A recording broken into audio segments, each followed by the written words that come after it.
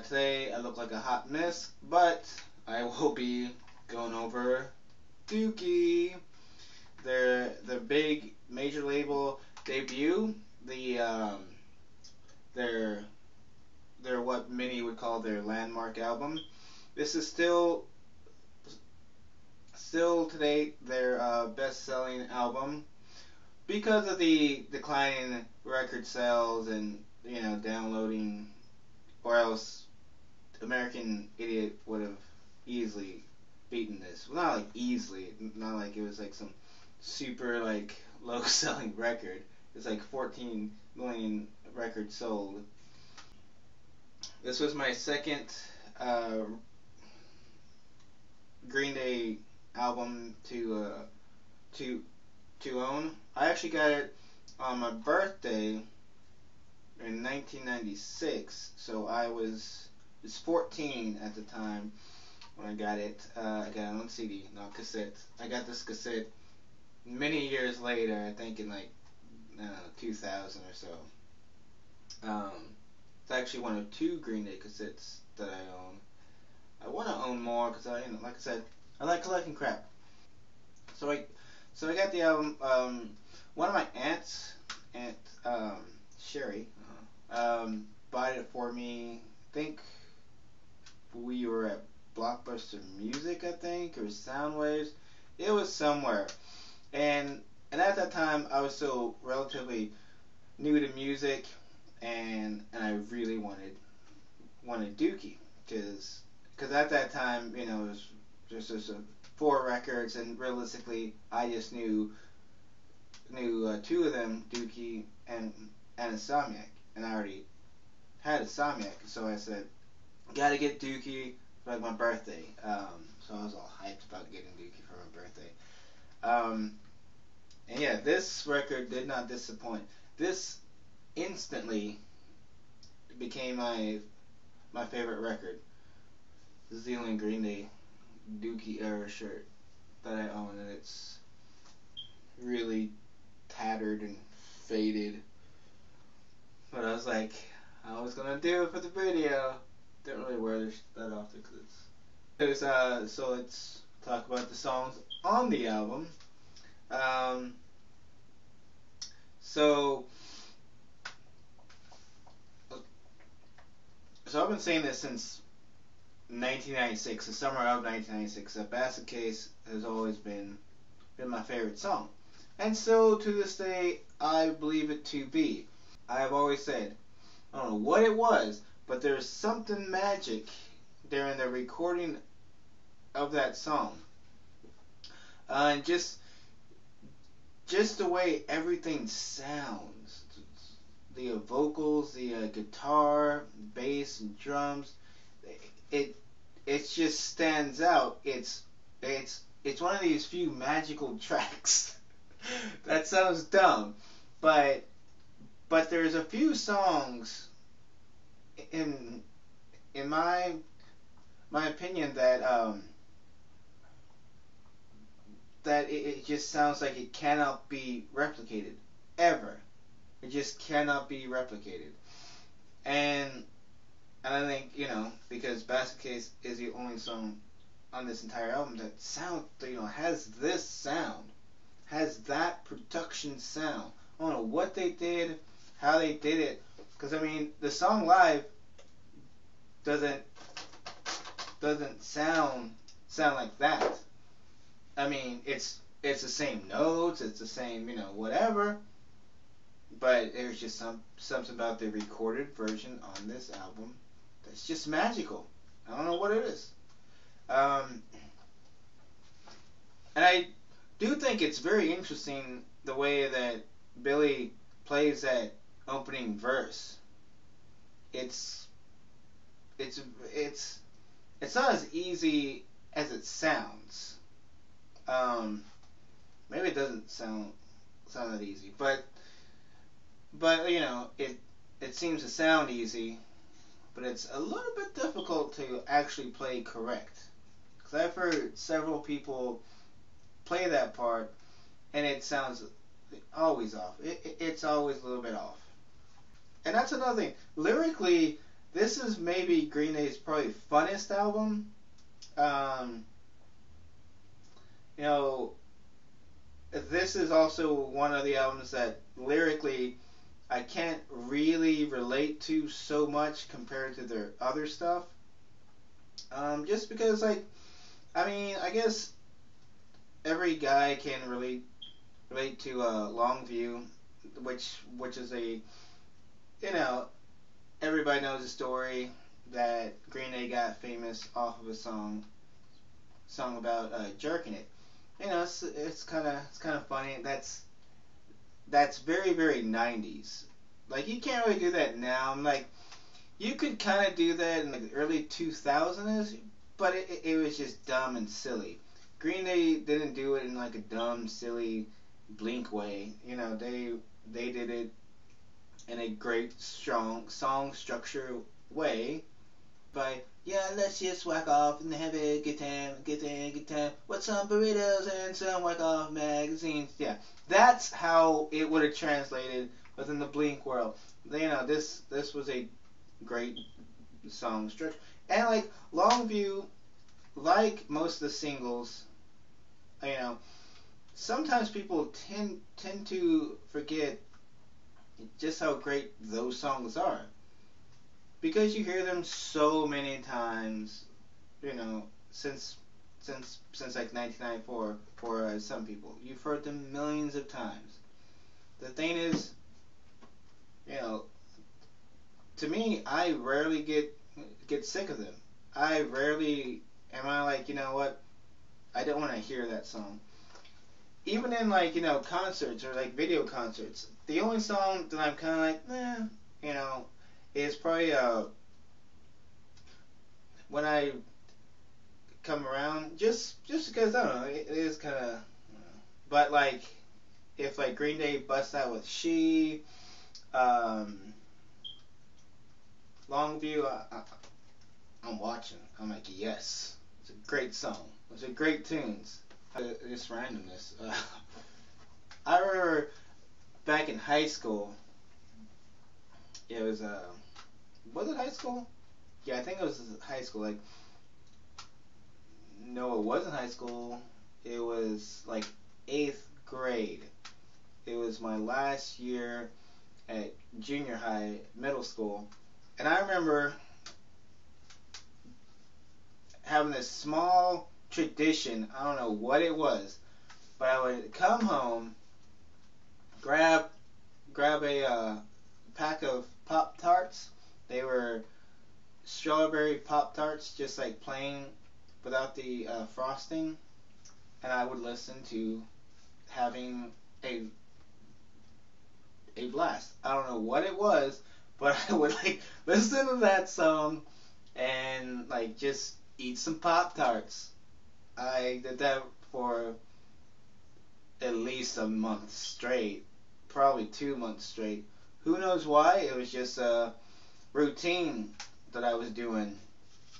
Um, but I remember that was the time period that I really fell in love with that particular song, cause like before I always liked it, you know, but then for some reason I just fell in love with that song at that time period, and still to this day I love that song, and it always reminds me of in my room, Pop Tarts after school.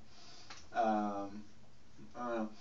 Maybe the lyrics were all like, you know, maybe lyrically that song did have something with school, and I was like, yeah, you know, it's ticking. It's a really cool song. Um, you know, that's another thing that I will mention. Billy's vocals on this album are kind of odd compared to their other stuff. There's like a tone that he does, and then also Mike's backing vocals are also kind of weird on this album. Um, he does this kind of like really high pitched backing vocal. It's a little bit odd. I don't know what exactly was going on there. If that was Green Day's thought or Rob's thought, I don't know. But what would have the album sounded like like on Lookout Records. Now, I've, from my growing up, my youthier days, not that I'm old, but, youthier days, uh, last like 15 years, I didn't have the opportunity to, kind of know exactly. But if you go on YouTube and you type up Dookie demos, that's pretty much the sound that you will get on the Lookout version, if they had done a Lookout version, which is kind of cool, because then that means that the song Hashiska, or how do you say it? I can never say that one, would have been on Dookie, because it was written back then, but I think Green Day said it just didn't fit on Dookie. It didn't make sense with Dookie, so they waited until Nimrod to actually record it properly. And then of course Dookie would have been longer. I'm pretty sure it would have been at least 17 songs. And another thing, there's a few songs that would not have been on um, the Lookout version. 'Cause I know that apparently there was like 2 or 3 songs on this album that were kind of quickly written in the studio, even though they were in the studio for such a short while. And I've always had a feeling one of those is Chump, Pulling Teeth, and Coming Clean. I don't know, but I just get the sense that those may be the songs that they've talked about. This had a hidden track all by myself, and it freaked me out for the first time listening to it. Cause like what happened, I just played the CD. I think I was doing homework, or like I was just listening to it, and I had it playing. FOD finished, and I just naturally thought, the CD just stopped. I was like, okay, it just stopped. You know, but then I think it's like, what, 5 minutes or 7 minutes of silence, and then all of a sudden this like noise starts, like, what's that? And then I was like, what's this song?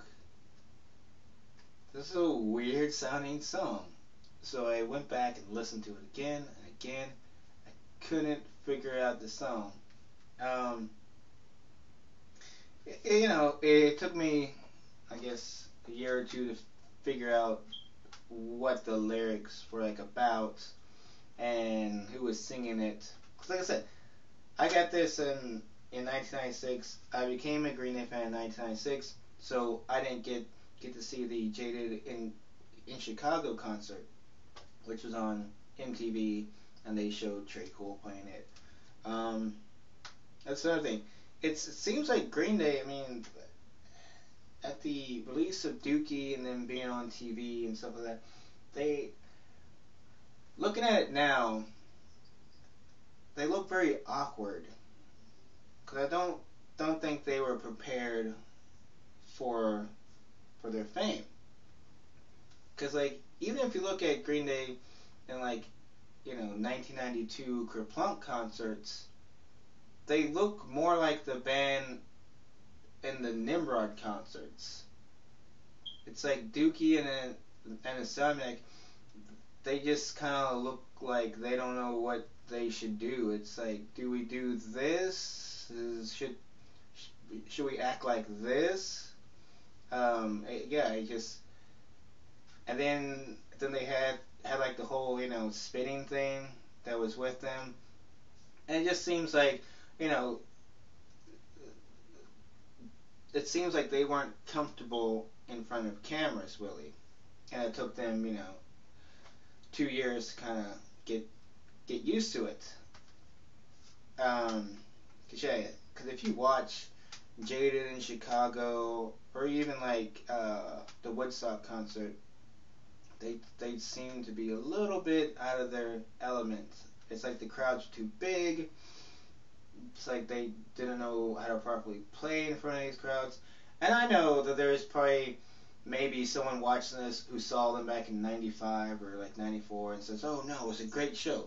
And I'm sure it was, because some of those like concert videos are like really cool concerts. But I'm just saying that if you look at the band from 92 concert, videos to them in 94 and 95, they just, to me, they looked a little bit uncomfortable and they weren't sure what they were doing, it seems. But they were also kids developing, well, not kids, they were, in the early 20s, like 20. Well, I was in high school, my last year of high school. Was it my last year? Yeah, it was my last year of high school. I was a senior. It was the first part. And it was like 2000 or early 2001. I was in music class. I don't know what. It's a music class. And this one kid who seemed kind of cool, he was like, hey man, do you have Dookie? I was like, yes I do. It's a great album, fantastic album. He's like, can I borrow it? And I was first very hesitant. I was like, I don't want you to borrow this. He says, okay, what if I let you borrow one of my CDs? So I said, cool, what do you have? So basically, we decided to, I guess, swap for like 2 weeks or whatever, my Dookie and his Marilyn Manson Mechanical Animals. Thing is, like 2 days after borrowing the CD, I never saw him ever again.